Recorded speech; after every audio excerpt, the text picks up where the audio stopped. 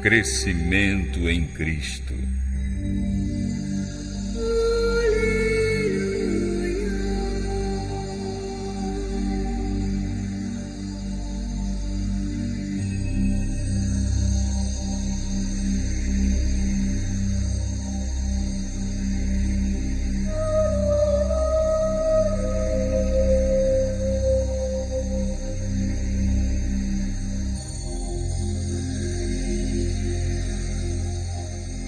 A transformação do coração, pelo qual nos tornamos filhos de Deus, a Bíblia chama de novo nascimento. Também é comparada à germinação da boa semente plantada pelo lavrador. Do mesmo modo, os que acabam de se converter a Cristo devem, como meninos novamente nascidos, crescer até a estatura de homens e mulheres em Cristo Jesus. Ou, como a boa semente lançada no campo, devem crescer e produzir fruto.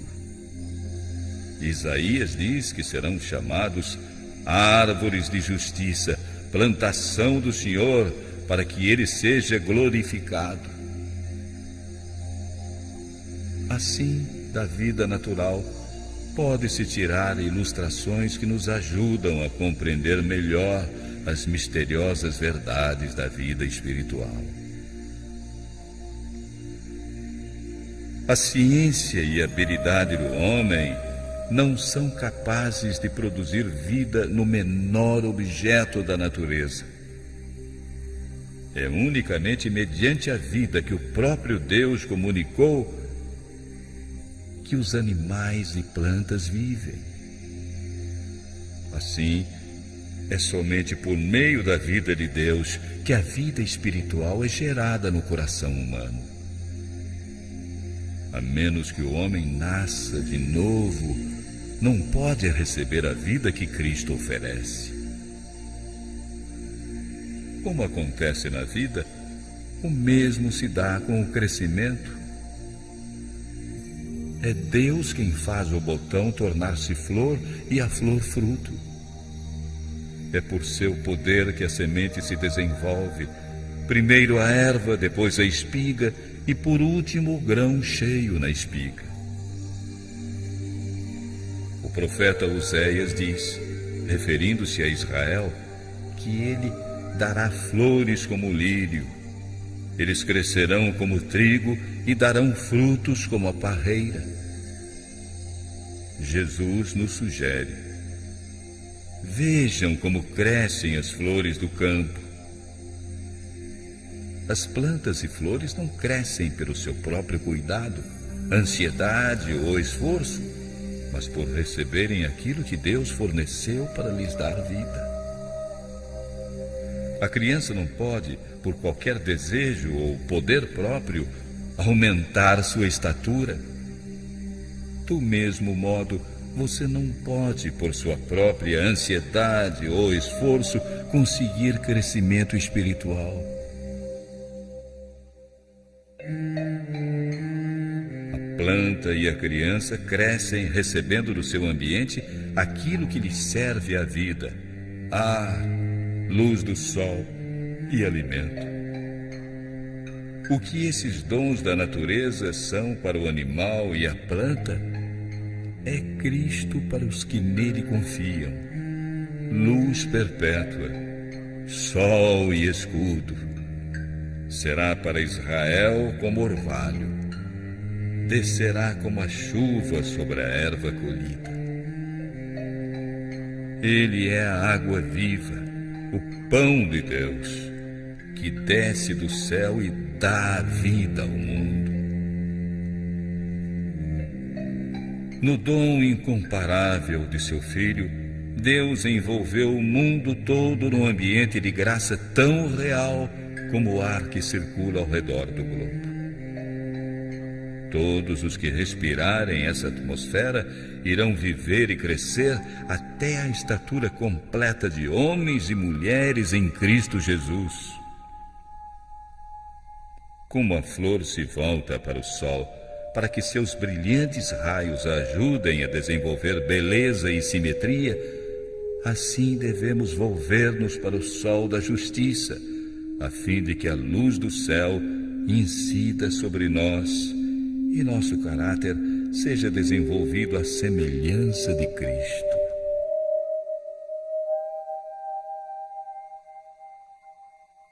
Jesus ensina essa mesma lição quando diz: continuem unidos comigo e eu continuarei unido com vocês, pois só podem dar fruto se ficarem unidos comigo, assim como o galho só dá uvas quando está unido com a planta. Porque sem mim vocês não podem fazer nada. Você é tão dependente de Cristo para viver uma vida santa, como o ramo depende do tronco para crescer e dar fruto. Separado dele, você não tem vida. Não tem poder algum para resistir à tentação ou crescer em graça e santidade. Permanecendo nele, você vai florescer. Se sua vida depender dele, não irá murchar, nem deixar de produzir fruto. Será como árvore plantada junto a fontes de água. Muitos acham que devem fazer sozinhos parte do trabalho. Confiaram em Cristo para o perdão dos pecados, mas agora procuram por seus próprios esforços viver retamente. Mas qualquer esforço desse tipo irá fracassar. Jesus adverte: sem mim vocês não podem fazer nada. Nosso crescimento na graça, nossa alegria, nossa utilidade, tudo depende da união que tivermos com Cristo. A comunhão com Ele, todo dia, toda hora, permanecendo nele, é que nos faz crescer na graça. Ele é não somente o autor, mas também o consumador de nossa fé. Cristo deve ser sempre o primeiro e o último de nossa vida. Precisa estar conosco, não só ao princípio e ao fim de nossa carreira, mas em cada passo no caminho. Davi escreve: estou certo de que o Deus eterno está sempre comigo. Ele está ao meu lado e nada me pode abalar. Você pergunta: como permanecerei em Cristo? Do mesmo modo em que o recebeu a princípio. Já que vocês aceitaram Cristo Jesus como Senhor, vivam unidos com Ele. O justo viverá da fé. Você se entregou a Deus para ser inteiramente dele, para o servir e lhe obedecer. Também aceitou a Cristo como seu Salvador. Não pôde por si mesmo pagar a culpa dos seus pecados ou transformar seu coração. Mas ao se entregar a Deus, creu que Ele, por amor de Cristo, fez tudo isso por você. Pela fé passou a pertencer a Cristo. Pela fé deve nele crescer, dando e recebendo. Deve entregar-lhe tudo: o coração, a vontade, o serviço. Dar-se a si mesmo a Ele para lhe obedecer em tudo. E irá receber tudo. Cristo, a plenitude de todas as bênçãos para habitar no seu coração, para ser sua força, sua justiça, seu ajudador constante, que lhe dará poder para obedecer. Consagre-se a Deus pela manhã. Faça disso sua primeira atividade. E ore. Toma-me, Senhor, para ser teu inteiramente. Aos teus pés deponho todos os meus projetos. Usa-me hoje em teu serviço. Permanece comigo e permite que toda a minha obra se faça em ti. Essa é uma questão diária. Cada manhã consagre-se a Deus para esse dia. Peça-lhe que examine todos os seus planos, para que eles possam ser levados avante ou não, conforme a indicação da sua providência. Assim, dia a dia, poderá entregar nas mãos de Deus a sua vida, e ela se tornará cada vez mais semelhante ao modelo de Jesus. A vida em Cristo é uma vida de descanso. Pode não haver êxtase de sentimentos, mas deve existir uma constante e serena confiança. A esperança não está em você mesmo, mas em Cristo. Sua fraqueza se une à sua força, a ignorância à sua sabedoria, a fragilidade ao seu eterno poder. Você não deve, pois, olhar para si mesmo, nem permitir que os pensamentos fiquem centralizados no próprio eu, mas em Cristo. Pense constantemente em seu amor, na beleza e perfeição de seu caráter. Cristo em sua abnegação, Cristo em sua humilhação, Cristo em sua pureza e santidade, Cristo em seu incomparável amor. Esse é o tema para sua meditação. Quando o ama, o imita e confia inteiramente nele, é que você será transformado em sua semelhança. Jesus insiste: continuem unidos comigo. Essas palavras dão ideia de repouso, firmeza, confiança. Outra vez ele convida: venham a mim e eu lhes darei descanso. As palavras do salmista apresentam um pensamento semelhante. Descansa no Senhor e espera nele. E Isaías dá a certeza: fiquem tranquilos e confiem em mim, e eu lhes darei a vitória. Esse descanso não significa inatividade, pois no convite do Salvador, a promessa de descanso está unida ao chamado para o trabalho. Sejam meus seguidores e aprendam de mim, e vocês encontrarão descanso. O coração que mais completamente descansa em Cristo será o mais empenhado e ativo no trabalho por Ele. Quando o pensamento se concentra no próprio eu, é afastado de Cristo, a fonte de vigor e vida. Por isso, Satanás empenha-se constantemente em levar as pessoas a desviar a atenção do Salvador, impedindo assim a união e comunhão do ser humano com Cristo.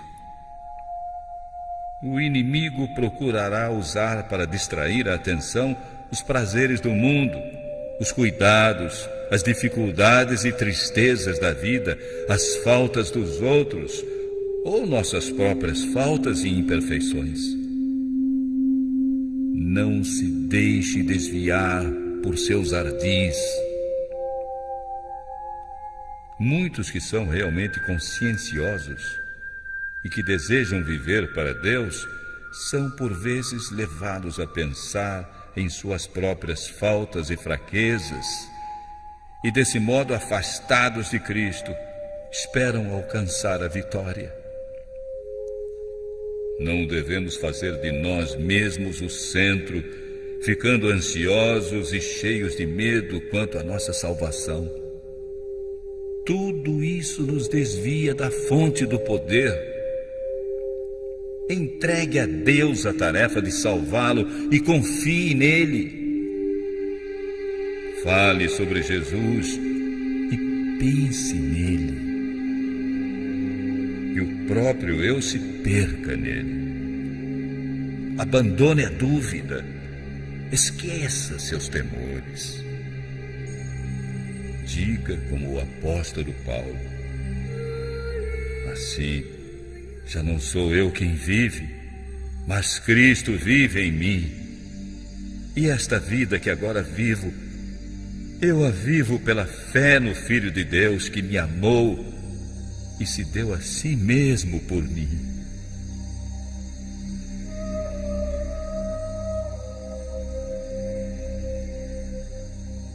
Repouse em Deus. Ele é capaz de guardar aquilo que você lhe confiou.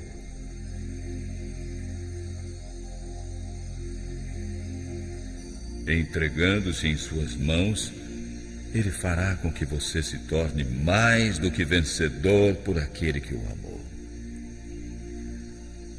Quando tomou sobre si a natureza humana, Cristo ligou a si a humanidade por um vínculo de amor que jamais pode ser rompido por qualquer poder, a não ser a escolha do próprio homem. Satanás estará sempre tentando nos seduzir para nos levar a romper esse laço, escolher separar-nos de Cristo. É aqui que temos necessidade de vigiar, lutar, orar, para que nada nos seduza a escolher outro Senhor, o que sempre temos a liberdade de fazer. Conservemos os olhos em Jesus e Ele nos preservará.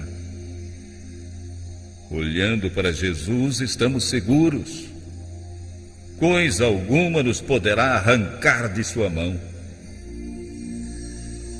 Contemplando Jesus constantemente, seremos transformados de glória em glória na mesma imagem, como pelo Espírito do Senhor. Foi assim que os primeiros discípulos alcançaram a semelhança com o amado Salvador. Quando ouviram as palavras de Jesus, sentiram a necessidade que tinham dele. Buscaram-no, acharam-no, seguiram-no. Estavam com ele em casa, à mesa, no aposento particular, no campo. Associavam-se a ele como discípulos com seu mestre, dele recebendo diariamente lições de santa verdade. Olhavam para ele como servos para seu Senhor, a fim de saber quais os seus deveres. Esses discípulos eram homens sujeitos às mesmas paixões que nós. Tinham de lutar contra o pecado do mesmo modo que nós. Necessitavam da mesma graça para viver vida santa. Mesmo João, o discípulo amado, aquele que mais inteiramente refletia a semelhança do Salvador, não possuía naturalmente caráter amável. Não apenas ambicionava honras, mas era impetuoso e ressentido quando o ofendiam. Quando, porém, lhe foi manifestado o caráter daquele que é divino, viu sua própria deficiência e humilhou-se diante desse conhecimento. A fortaleza e a paciência, o poder e a ternura, a majestade e a mansidão que podia contemplar na vida diária do Filho de Deus encheram-lhe a alma de admiração e amor. Dia a dia, seu coração era atraído a Cristo, até perder de vista a si próprio pelo amor ao Mestre. Seu gênio ressentido e ambicioso cedeu ao poder modelador de Cristo. A influência transformadora do Espírito Santo renovou-lhe o coração. O poder do amor de Cristo operou a transformação do caráter. Esse é o resultado da união com Jesus. Quando Cristo habita o coração, toda a natureza se transforma. O Espírito de Cristo, seu amor, abranda o coração, domina a alma e dirige os pensamentos e desejos para Deus e para o céu. Quando Jesus voltou para o céu, seus seguidores continuaram ainda a sentir sua presença. Era uma presença pessoal, cheia de amor e luz. O Salvador que com eles havia andado, falado e orado, que lhes inspirara esperança e conforto ao coração, fora levado ao céu quando proferia a mensagem de paz. Enquanto a nuvem de anjos o recebia, vieram até eles os sons de sua voz. E lembrem-se de que eu estarei com vocês todos os dias até o fim dos tempos. Ele havia subido ao céu em forma humana. Sabiam que estava perante o trono de Deus, ainda como amigo e salvador deles, que sua simpatia não havia se alterado, que continuava identificado com a humanidade sofredora. Estava apresentando perante Deus os méritos de seu próprio sangue, mostrando suas mãos e pés feridos, em lembrança do preço que havia pago por seus remidos. Sabiam que voltara ao céu a fim de lhes preparar lugar, e que voltaria e os levaria para si. Quando se reuniam depois da ascensão, estavam ansiosos por apresentar suas petições ao Pai em nome de Jesus. Com reverência se prostravam em oração, repetindo a promessa: se pedirem alguma coisa em meu nome, o Pai lhes dará. Até agora não pediram nada em meu nome? Peçam e recebereis, para que a alegria de vocês seja completa. Os discípulos estendiam cada vez mais alto a mão da fé com o poderoso argumento: foi Cristo quem morreu, ou melhor, quem foi ressuscitado e está à direita de Deus. Ele pede a Deus em nosso favor. E o Pentecoste lhes trouxe a presença do Consolador, do qual Cristo havia dito: está com vocês e vive em vocês. E mais, eu afirmo que é melhor para vocês que eu vá, pois se eu não for, o Auxiliador não virá. Mas se eu for, então o enviarei a vocês. Daí por diante, através do Espírito, Cristo habitaria continuamente no coração de seus filhos.